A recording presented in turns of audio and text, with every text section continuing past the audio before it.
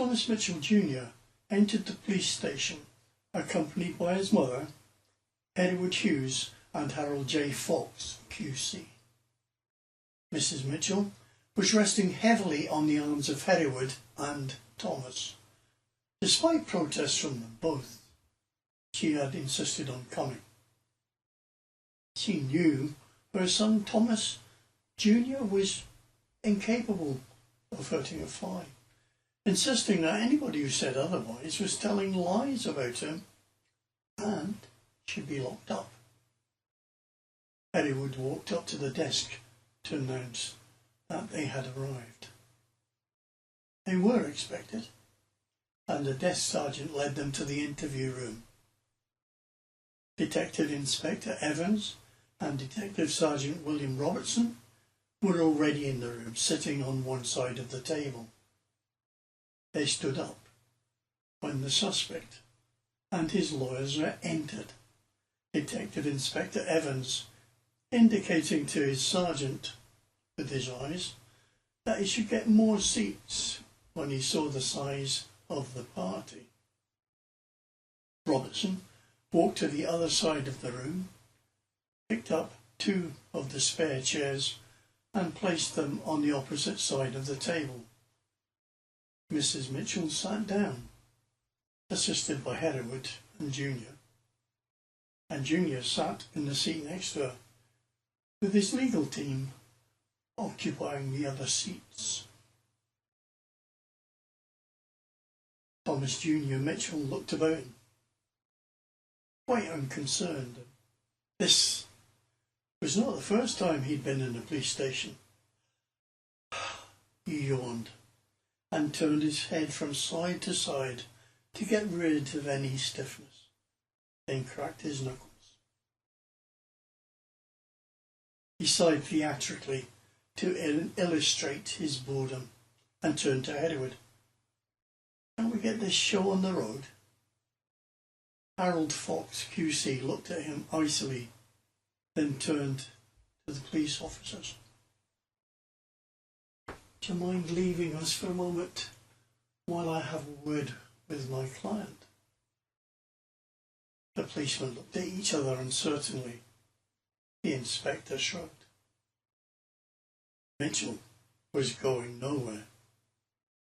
He also remembered the chief constable's instructions to treat them as if he was walking on eggshells. "Certainly, sir.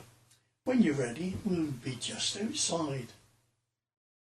The QC watched them exit the room, and as soon as the door closed, Fox put his hands on Junior's shoulder and pulled him round to face him. Thomas looked startled that anyone would have the temerity to touch him, and drew back. "Listen to me, Mr. Mitchell, and pay close attention to what I have to say. If you want me to represent you, then you will treat the police with more respect. One more demonstration of disrespect like that to anyone, and I walk. Let me try to make it simple enough for you to understand." Junior looked shell-shocked. Nobody had ever spoken to him like that in his life. He was being treated like a moron. And the venom in Mr. Fox's voice was unmistakable. Hereward had pleaded hard with Harold J. to take the case. Fox would never have considered it had he not been assured that he would have a free hand and could appoint anyone he liked to his team. He also sought assurances that alibi witnesses would not pop out of the woodwork to provide false testimony. The name of Thomas Mitchell Jr. was legendary in police circles because he had been arrested, then released, in 2 previous murder cases when the evidence appeared to weigh heavily against him. In both cases, there had been no fewer than 20 witnesses. They attested that he had been more than 100 miles away at the time of the alleged offences. The first case against him was of a girl of 17, Juliet Grady, who'd been raped, then beaten to death. In that case, 2 eyewitnesses had come forward to say that they had heard screams and when they went to investigate had seen someone running away. Only one of the eyewitnesses recognised him from a set of photographs, while the other identified a local police sergeant from the same photographs. When Mitchell Jr. had been interviewed, he had claimed to be more than 100 miles away at the time of the murder, and subsequent meetings with the named witnesses bore that out. Because of the lack of other substantial evidence, the case against Thomas Mitchell Jr. was dropped. The second murder had been the most horrific ever investigated by the local force. It concerned a hit-and-run driver. There was an eyewitness who testified that she'd seen a car speeding along the road before mounting the pavement and hitting a mother who was pushing a pram. The driver then stopped and reversed in a 3-point turn, mounting the pavement. The car was then driven over the prone body, crushing the pram against the wall and killing the baby before driving away at high speed. From the description of the car provided by the witness, the police suspected that Tom Mitchell Jr. was the driver involved. Their case was further strengthened when it came to light that the dead woman had a tempestuous affair with him only a year before. It was also suspected by the police that the child in the pram was Thomas Mitchell Jr.'s. Kenneth J. Mitchell's counsel for the defence claimed that their client, Thomas Mitchell Jr., was over 100 miles away at the time of the hit-and-run incident. They then produced over 20 alibi witnesses. When police tried to examine Junior's car, they were informed that it had been scrapped and crushed, as he considered it to be jinxed after it had been vandalised on 3 separate occasions. When they went to the scrapyard, the police were told that all the crushed cars had already been sent to the smelters to be recycled. The case against him was dropped, much to the chagrin of the investigating officers, who were convinced they'd caught their man. There had been a spate of vicious assaults in the local area over the last few years. Some of the casualties had initially claimed that Tom Mitchell Jr. was the assailant, only for the complaints to be withdrawn later. Some victims of the attacks also withdrew their earlier statements, claiming they had no idea who had assaulted them, that they were confused.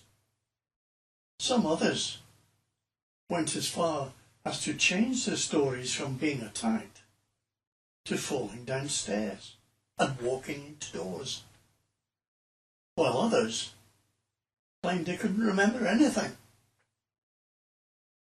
The police remained unconvinced, believing that someone was following in the wake of the attacker and offering the victims money to remain silent. The dead girl, Lindsay Fletcher, had fallen into that category.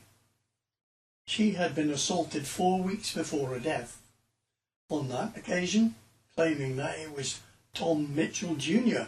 who had attacked her, then later withdrew the statement.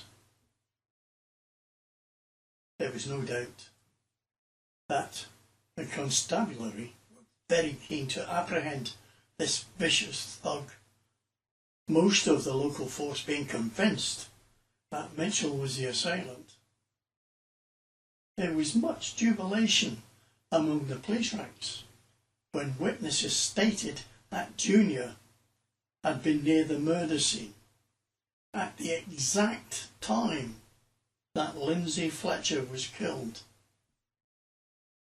The forensic scientists had declared that the DNA evidence collected at the scene of the crime had been that of the killer. All that was required now was a sample to compare it against. Some of the more cynical older hands in the force had started to take bets on Mitchell walking away again. Such was their desperation to put Tom Mitchell behind bars, the police had forgotten that a beautiful young girl had been viciously beaten to death, and that her parents and friends were grieving. To most of them, Lindsay Fletcher was just a piece of evidence that contained a vital clue. Harold J. Fox's disgust of Thomas Mitchell Jr. was also evident. I don't like you, Mr. Mitchell. In fact, I detest you. But I'm your only hope of walking away from this. Let me make one or two things very plain to ensure that there is no misunderstanding between us. I've taken this case as a personal favour to Hereward, and I'd happily leave you here to rot in a cell. He paused to draw breath. I've already seen the evidence, and as far as I'm concerned, it's conclusive. Not only do they have DNA evidence of the killer, they also have, and I find this unbelievable, a nephew of the chief constable who swears that you were at the scene of the crime at approximately the time of the death. Fox laughed sarcastically. Brilliant. You commit a murder and take along witnesses. You should have chosen your friends more wisely. The rest of your so-called friends confirm his story.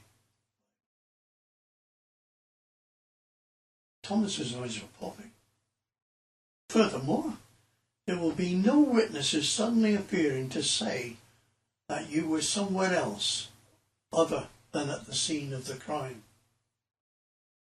Junior looked at him uncertainly, his air of bravado evaporating. My father will sort this out. You do know who my father is, don't you? Harold J. Fox QC looked at him coolly. I have Thomas Mitchell Sr.'s assurance, and that of Hereward Hughes, that there will be no interference in this case whatsoever, he snorted. To the contrary, your father stated to me quite forcefully, I might add, that you are on your own and can expect no help from him. His very words were, let justice be done. If he's guilty, so be it. I must admit, I never expected to hear those words from your father. But then, life is just full of surprises, isn't it? The colour had drained from Thomas Mitchell Jr.'s face. He looked about to faint. Mr. Fox turned when Mrs. Mitchell tapped him on the shoulder. Excuse me, Mr. Fox. You can't talk to my son that way. He regarded her steadily. Just did, madam. I just did.